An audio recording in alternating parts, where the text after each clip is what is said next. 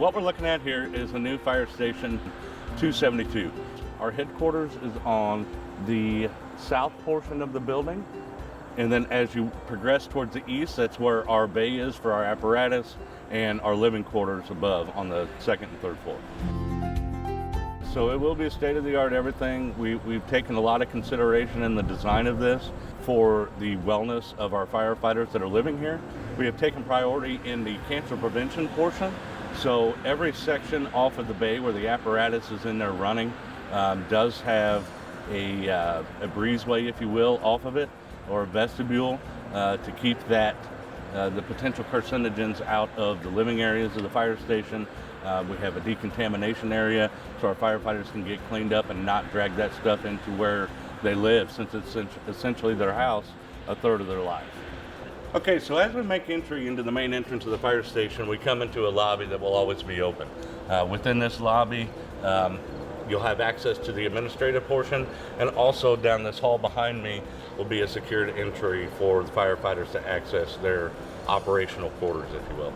So as we make our way into the actual lobby portion of the facility, you notice that we have completely open all the way up to the second story, and this will allow just kind of for a grand entry for the firehouse. We also have plans of putting a fire cab of an engine, a cab of a fire engine against the back wall here, and some other portions that we can have for children that come in and just kind of a showpiece or whatever within the lobby.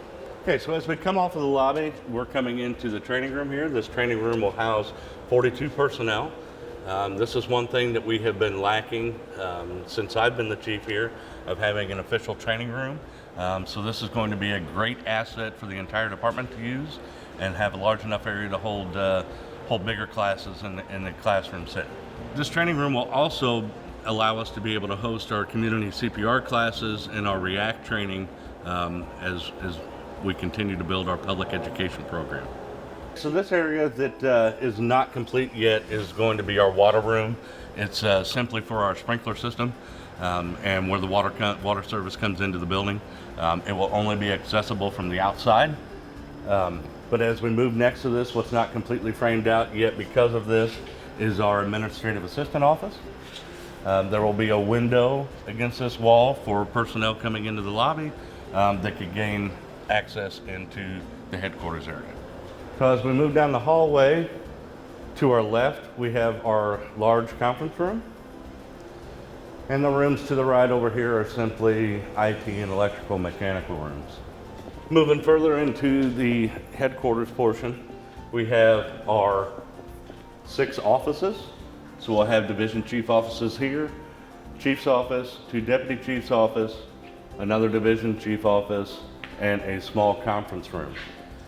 Now, the highlight to me in this section is our collaboration space that we have. If you notice, we have a large open area in the center here. This is where we'll have our break table and our break room off to the side for the administrative staff, and we'll also have some chairs sitting around here for our informal collaborative projects that we work on together. It'll give us the space to do that out of the office. Okay, so as we move into the hallway portion of the downstairs operational area, we have a couple of locker rooms. These are going to be like temporary locker rooms with showers for the administrative personnel and possibly personnel coming in off duty. So this is our fitness room.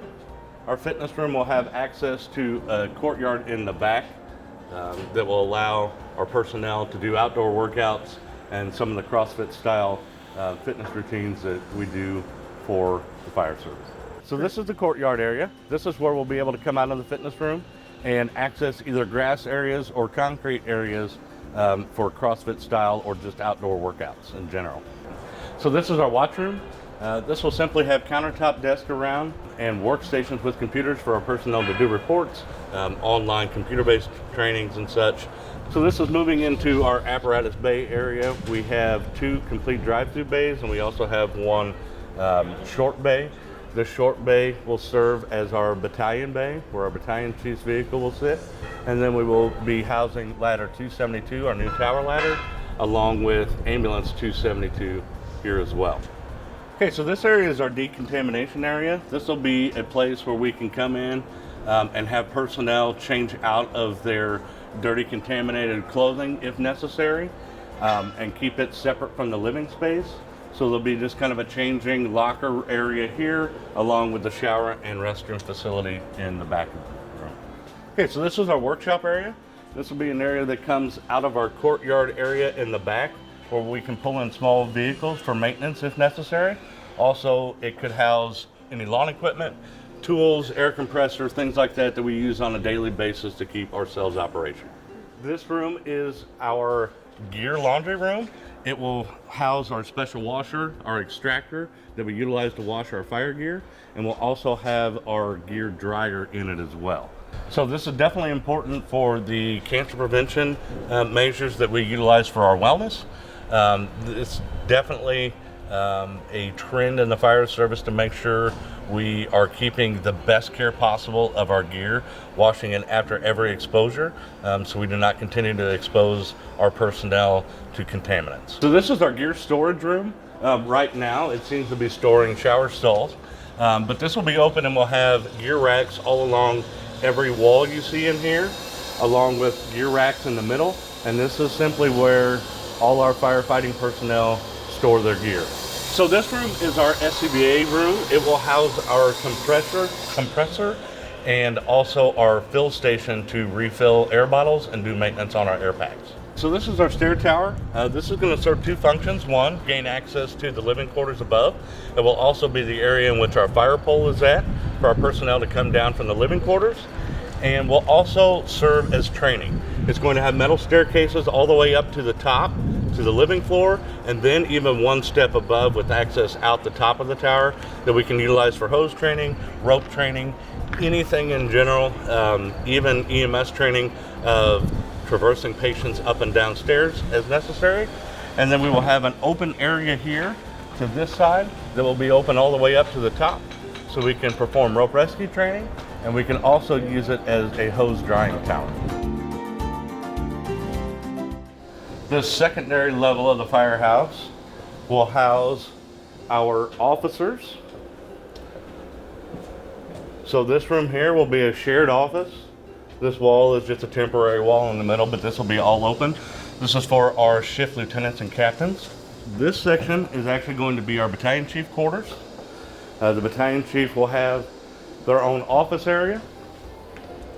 They will have their own living area. And then on the back side of their living area, they will have their bunk rooms, locker rooms, and restrooms. So coming back out of here, we have a vestibule area. Since this area is exposed to the bay, we want to make sure that each entrance off of the bay area has an airlock, again, to keep the potential carcinogens that are in the bay from running apparatus out of the living quarters of the fire station. As we kind of pan around and look here, you'll see this is a large open area. This is an area that we can utilize for storage. We have high aspirations to use this area for training as well. We're going to install a training window in this section to be able to utilize that for access inside and out, performing ladder rescues and whatnot. And that goes to the courtyard in the back.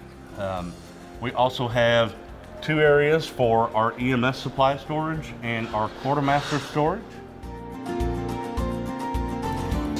This mezzanine area will also have a staircase that will go down for access to the bay. So as we make our way up to the third and final level of the fire station, this is the living quarters for our personnel. All along this wall here is 10 bunk rooms, and it's 10 for future build out of the fire department. So in total, between the battalion chief's area and the regular company personnel area, will be a total of 12 people housed at this fire station. So you walk in to the bunk area, and there is a shared restroom, so one restroom between two bunks. There's locker rooms and bunk rooms off either side. So there's basically 5 of these sets through here.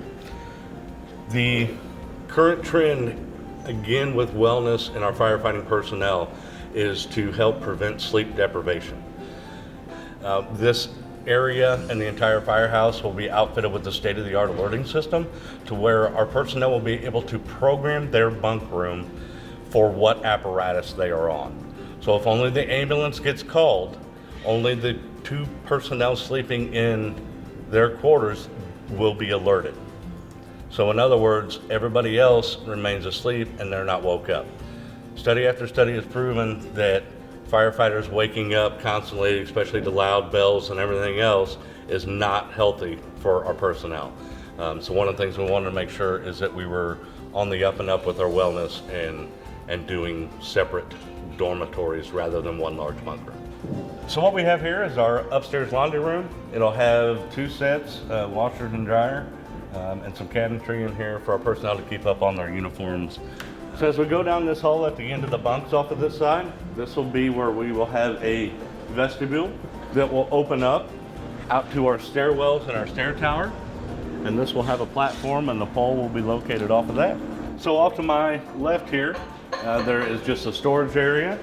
And this room behind me here is our study/quiet room. This will just have a desk, a couple of chairs and some bookcases and such, so it'll kind of double as our library and just a place for personnel if they're studying for exams or whatever it may be they're working on.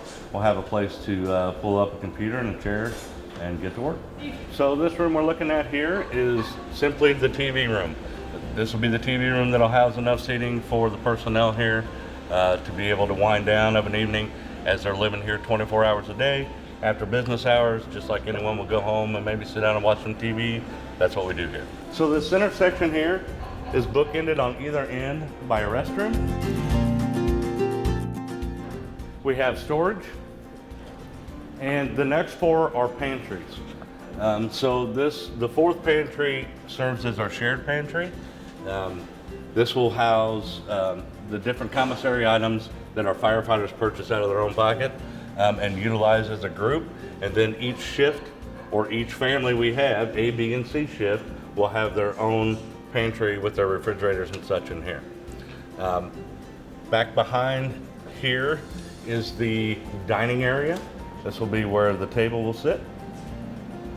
And it's open all the way down to the kitchen with an island here, and then another small seating area at the far end. So this is access to an outdoor area where our personnel will be able to have a grill and some outdoor seating off of their kitchen area. This is simply a flat roof section over the bay area downstairs, but we'll give them a place to be able to grill off of their living quarters instead of having to go all the way downstairs. All right, well, I hope you enjoyed the tour of your new fire station. We're looking toward the completion date of late fall, maybe early winter, to get this done. Right now, we're hoping to be able to host a public open house, but we are not sure what that will entail. So if anything, we'll be back on a video and give a virtual tour of the completed project.